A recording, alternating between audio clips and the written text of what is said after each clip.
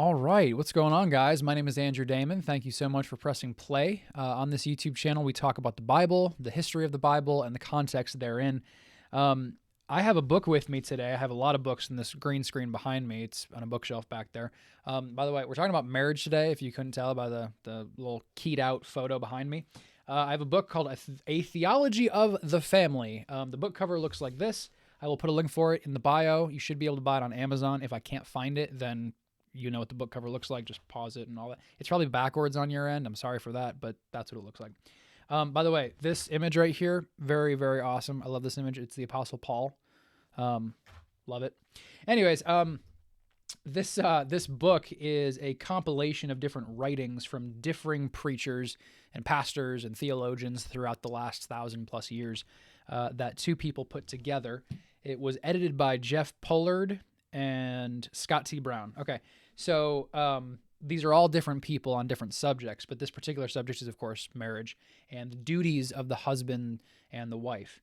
It was written by Richard Steele, Steele, or Steely. I'm not sure exactly how you pronounce that, but he was from 1629 to 1692, and he was a pastor in Cheshire, England. So quite a while ago, this guy was around. But this is what he wrote. I wanted to read this because it was very interesting. Doctrine is how he starts. Every husband should love his wife as himself, and every wife should respect her husband. Remember, this is your Creator's counsel, clearly articulated in both the Old and New Testament. And by both Paul, the apostle of Gentiles, Ephesians 5:22 and Colossians 3:18, and Peter, the apostle to Jews, 1 Peter 3:1. These two duties, husbands, love, wife, respect, are not they're not exhaustive, meaning they're not exhaustive. Not by any means are they exhaustive, but are mentioned particularly either because, pay attention, they're mentioned either because they are the most common failures of each, or because they include all other duties. Another explanation is that they respect, or rather, the respect is what husbands need most, and love is what wives need most from their spouse. So just break that down a second. If you're a man who's married to his wife for any length of time, you'll know that you deeply desire for your wife to respect you. You want her to love you, but she loves you by respecting you. And respectively, wives. I know my wife. I've been married to my wife for 3 years in last October, so a little over 3 years. I've lived with her long enough. I have done life with her long enough. We live in a completely different state from my family. We're doing life sort of by ourselves out here. Her family lives here too, but we're doing things. We have a child. Like we're doing things, you know. And it's just been a very I'm not going to say a case study because it's not a case study, but it's just been a really interesting experience to see how these particular things, the idea that a husband wants his wife's respect and a wife wants her husband's love. That's completely true. I cannot tell you how many times my wife has made it so clear to me, I just want you to love me, because a lot of times I haven't. A lot of times I fall into the pit of just treating her like one of the other guys. And she's my best friend, so it's easy to do that.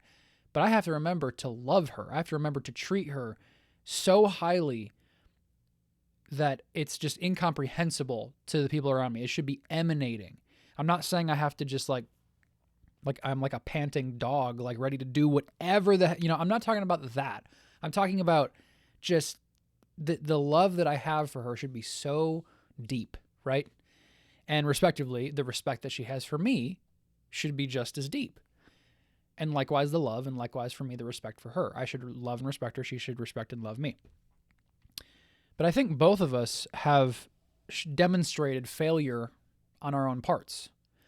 I'm not going to sit here and say anything against my wife or bring anything up that would demonstrate that. I'll just do that for myself because I don't think that's my place to do. I think it's personal on that note. But there have been plenty of times that I have said things or done things that have not at all shown love to her. And if there was any advice that I could give to a young man who is wanting to be married or about to be, or maybe has been for a little bit of time, my advice would be to just focus so heavily on the love you have for your wife and the things that might entail to such a degree that it's exhausting. it is such a passion of yours, and it's hard because we're selfish. It's hard because we're not naturally wired to just gush love. Guys are calloused. We're very hard-headed. We don't necessarily do that. I grew up with a kind of a house full of guys. I had a brother and a dad and my mom. So I had one woman, and she was almost just as calloused, if not just as calloused, or even more so in some cases than we were. She's and she watches my videos, so she'll watch this and probably be smiling right at this exact moment. But it was like I was living with a bunch of very calloused, hard-headed people who all loved each other, but we showed it in many different ways.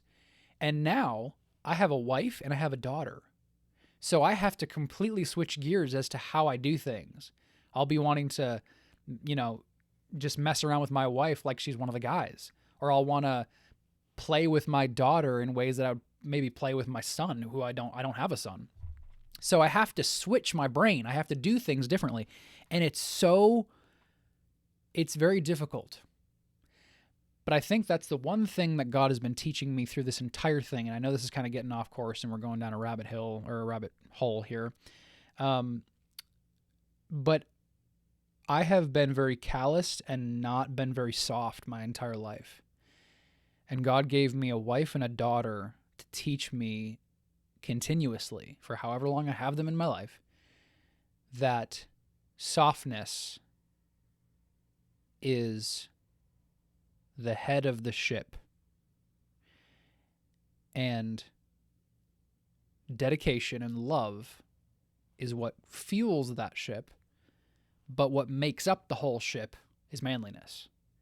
I cannot go through my life with my wife and my daughter, and if we have more kids, we'll see, but I can't go through life being a father, a successful father, one that teaches children and teaches them to grow up and do things and be a respectful, loving spouse to my wife if I don't have a very pronounced head on my shoulders of kindness and love and softness.